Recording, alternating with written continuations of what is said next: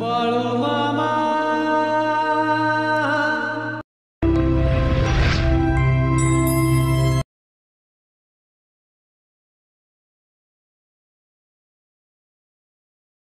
नाही तुमचे नाही आमचे सद्गुरू हे साऱ्यांचे.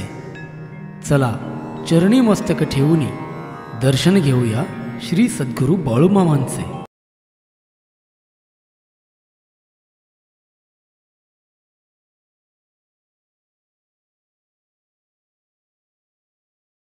बाळूमामांच्या नावाने. आपलं नाव काय? माझं नाव भैरव वसंतराव पाटील. आपलं गाव? कपिलेश्वर. आपल्याला बाळूमामांचे जे काय अनुभव असतील तुम्हाला तुमच्या वडिलांनी किंवा आजोबांनी सांगितलेले असतील ते जरा आम्हाला सविस्तर सांगा. तसं साहेब जर विचार केला तर हे गावच बाळूमामांच्या सानिध्यातच पूर्वीपासून आहे. अरे वा, चांगली गोष्ट. आमच्या आजोबा पण आमचे बाळूमामांच्या सानिध्यात म्हणजे भोसले सावकार बर आणि आमचे पूर्वीपासून पाहुण्याचे संबंध आहेत. बर बर. त्याच्यामुळं आमचे आजोबा म्हणा आमची पूर्वीची जुनी माणसं ही बाळूमामांच्या सानिध्यात होती. बरोबर. ज्यावेळी भोसले सावकार यांच्या घरात 2.5 पैसे मापलं जायचं पूर्वीच्या काळी. बर कशाने? 2.5 सोन्याची नाणी म्हणजे पूर्वीपासूनच सावकारकी यांच्या घरात ठरलेली होती. बरोबर. ज्यावेळी यांचं म्हणजे भावकीच्या वाटण्या चालू झाल्या त्यावेळी आता काय तोळ्यावर किंवा असं यांच्यात माप नव्हतं. बरोबर. म्हणून आमच्या आजोबांना यांनी मध्यस्थ घेतलं. बर मध्यस्थ घेतल्यानंतर गावातल्या लोकांनी पण चालू केलं. म्हणजे आमचे वडील सांगत होते बरोबर. एवढं वाटून दिलं हेनं केवढं यातलं घेतलंय कुणास ठाऊक. बर. अरे बापरे. अशी चर्चा चालू झाली. चर्चा चालू झाल्यानंतर ह्यांच्या पूर्ण सोन्याच्या वाटणीच्या ह्याच्यात बर एक मोहर काढली होती सामुदायिक. बर. बाळामाना घालायची म्हणून बाळूमामांना द्यायचं म्हणून. बाळामाना द्यायची म्हणून बर. यांच्या सामुदायिक राखण जी घ्यायची. बर बर बर. मग ती मोहर घेऊन ज्यावेळी आदमापूरला ही सगळी मंडळी गेली बर ते आमचे आजोबा पण संघ होते. बर. मग आता वाटणी ह्यांची झाली आहे. हा. मोहर ह्यांच्या म्हणजे प्रॉपर्टीतली आहे म्हटल्यानंतर हा. आजोबा आमचे असे बाहेरच थांबले ते. बर. मग यांच्या घरातली वडीलधारी म्हणजे मोहर घालायसाठी गेल्यानंतर हा. तुम्ही म्हणले कोणी घालायची नाही मोहर. बर. तो उभा राहिलाय त्यानंच मला घेऊन मोहर घालायला लागते. अरे बापरे. मग आमच्या आजोबांना बोलवलं मामाने. बर. यांच्या मंडळीने बोलवल्यानंतर हा. मग ती काय हिने मगापासून सांगितलंय मंडळीने अनुभव. बरोबर. शिव्या ह्योच प्रसाद होता. होय होय. त्यावेळी मामा म्हणले हा. रांडेच्या म्हणले सगळे व्यवस्थित देऊन हा. त्यानं लाटलंय केवढं कुणास ठाऊक म्हणून बाहेरच्यांचं ऐकून म्हणाला जा. हा. त्यानं काय म्हणले ताजवा लावून तुम्हाला मापून दिलंय हातात वजन करून मापून दिलंय. बरोबर. त्यावेळी मग ते झाल्यानंतर मोहर म्हणजे आमच्या आजोबांना घालायला लावली. हा. घालायला लावल्यानंतर आमच्या आजोबा बिडीवरीत. बर आजोबांना मामा म्हणले ते बिडीवर. बर. तर आजोबा म्हणले हाय माझ्याकडे. हा. हाय म्हटल्यानंतर ठीक आहे म्हणले तुझ्याकडे हाय तीच वडील बस तुझ्या मागच सरलेला नाही तू वर्ष कुठली. म्हणजे वडिलांनी आमच्या सांगितलेला अनुभव. त्याच्यानंतर काय आमचे आजोबा जास्त काय जगले नाही. 4-5 वर्षात वारले. एवढाच एक अनुभव माझ्याकडे आहे. काय पण असू दे पण तुमचे आजोबा भाग्यवान म्हणायचे. भाग्यवान मामांच्या साक्षात म्हणजे जवळ जाऊन हे दिले. हे एवढं सोपं नाही हो. हे जोक नाही, लक्षात ठेवा. कसं पण असू देत पण फार मोठं भाग्य म्हणायचं. त्याच्यानंतर 2005ला म्हणजे आपल्या इथे सुरुवातीला आमचे बकरी आलते. मी कलिंगडचा प्लॉट केलता इथं वड्यावरती. 2 एकर. 2 एकरात 2 सऱ्यांनी पट्टा असं ठेवलेलं होतं. मग कलिंगडचं वेल उगवलेलं होतं. मग कलिंगडचं पीक म्हणजे फार नाजूक असते. सहज जरी आपला पाय जरी पडला तरी वेल टिकत नाही. त्यावेळी वडिलांनी मी आमच्या म्हणलं बकरी बसवूया म्हणलं कलिंगडचं वेल असू द्या काय असेल ते असू दे. तर म्हणजे आता फळ लागायची वेळ आली आणि कशाला म्हणजे बकरी बसवतो काय असेल ते असेल म्हणलं बसवूया. बकरी आम्ही बसवली साहेब. 1.5 एकरात म्हणजे 2 सरला पट्टा 1 सरी म्हणजे 3 दहा साधारणतः त्यात 18 गुंठे जमीन कलिंगडसाठी होती. बर 2005ला बकरी उठून गेल्यानंतर मला कलिंगडचं उत्पन्न बघा त्या 92,000 रुपये झालं. कलिंगड ठेवायची कुठे ही अडचण म्हणून बसली. सांगण्याचं तात्पर्य काय आहे, जर माणसाचा जरी पाऊल पडला तरी कलिंगडचा वेल म्हणजे खराब होते. बरोबर. पण ती एवढी बकऱ्याने ही वेल चिकलून सुद्धा आम्हाला नुकसान झालं. 2,000 बकरी काय तोंडाची गोष्ट आहे. होय, काही सुद्धा नुकसान झालं नाही. आणि 1.5 एकरात त्या आम्हाला 85 टन ऊस झाला. एवढं भरघोस उत्पादन त्यात मिळालं. त्या वर्षी कमीत कमी 5 जत्रा झाल्या म्हसोबाच्या. त्या जेवणाचा कार्यक्रम यांच्या मळ्यातल्या घरात होता आणि माणसं त्यातनच जायचं. म्हणजे माणसं जाऊन पण एवढं एवढं अरे बापरे. तसा अनेक अनुभव म्हणजे बकरी गेल्यानंतरच आमच्या मोटरचा खोळंबा आला. बर कुठल्या वेळीवर नदीच्या नदीच्या, म्हणजे हा. पाईप लाईनच फुटली. अरे बाप.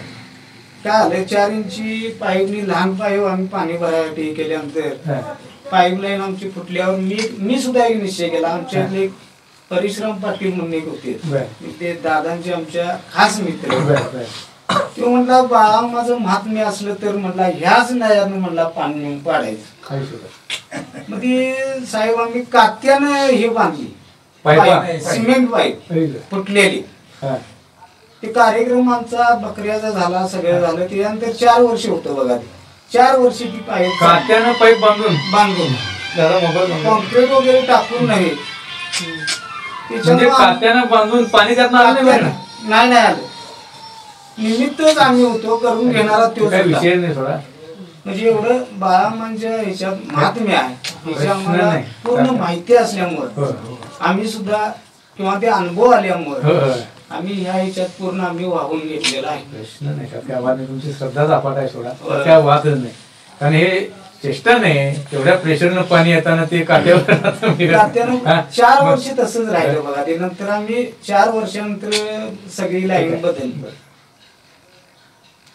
एवढी बाळा म्हणजे ताकद आहे, प्रश्न नाही. त्यांच्यावर श्रद्धा ठेवल्यानंतर 100% तुम्हाला सांगतो मनुष्य जन्मात चढ उतारीवर राहणारच आहे. प्रश्न नाही. पण बाळा म्हणजेवर श्रद्धा ठेवल्यानंतर माणसाला काहीही कमी पडणार नाही ही माझी गॅरंटी आहे. कधीच कमी पडणार नाही. 100% देवाकडे आपण मागत असताना सगळ्या मागण्याची गरज काय येणार नाही. पण जगण्याची जर ताकद द्यायची असली तर ती बाळा माणसाजवळ द्यायची शक्ती आहे, एवढंच मी सांगू शकतो. प्रश्न नाही, प्रश्न नाही.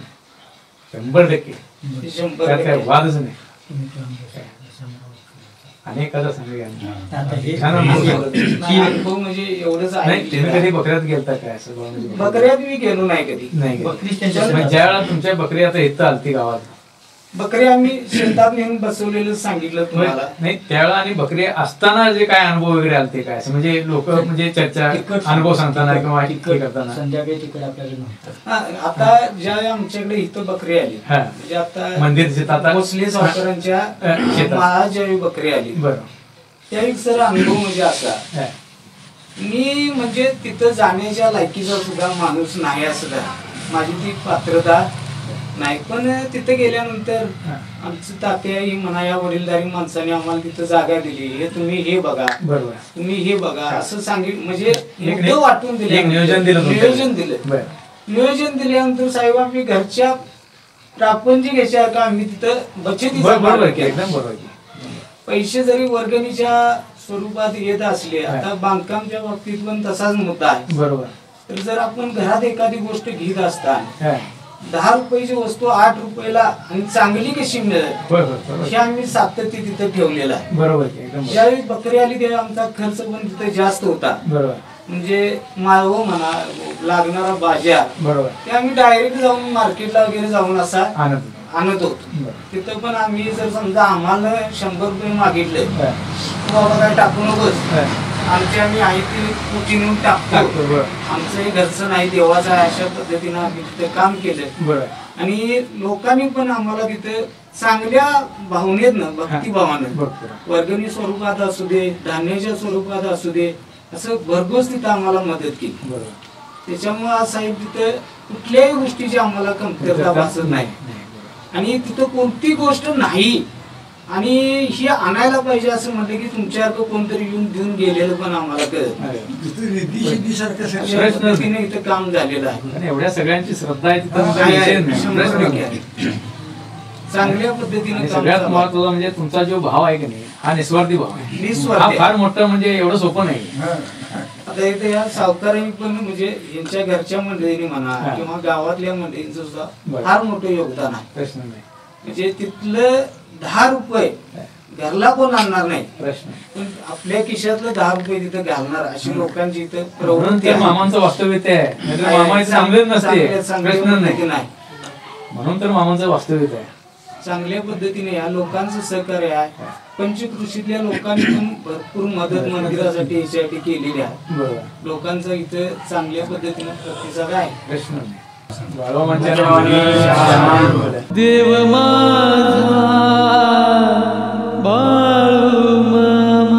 श्री सद्गुरू बाळू मामा हे चालते बोलते देव हो. आदमापूर क्षेत्री ते समाधिस्थ झाले. आज मामांचे समाधी स्थान आदमापूर व पवित्र खांबाचे मेतके ही क्षेत्रे परम पावन क्षेत्रे बनली आहेत. लाखो भाविक मामांच्या दर्शनाने आणि कृपेने सुखी होत आहेत. आपण सर्व असेच पावन होऊया. बाळू मामांच्या नावानं चांग भलं.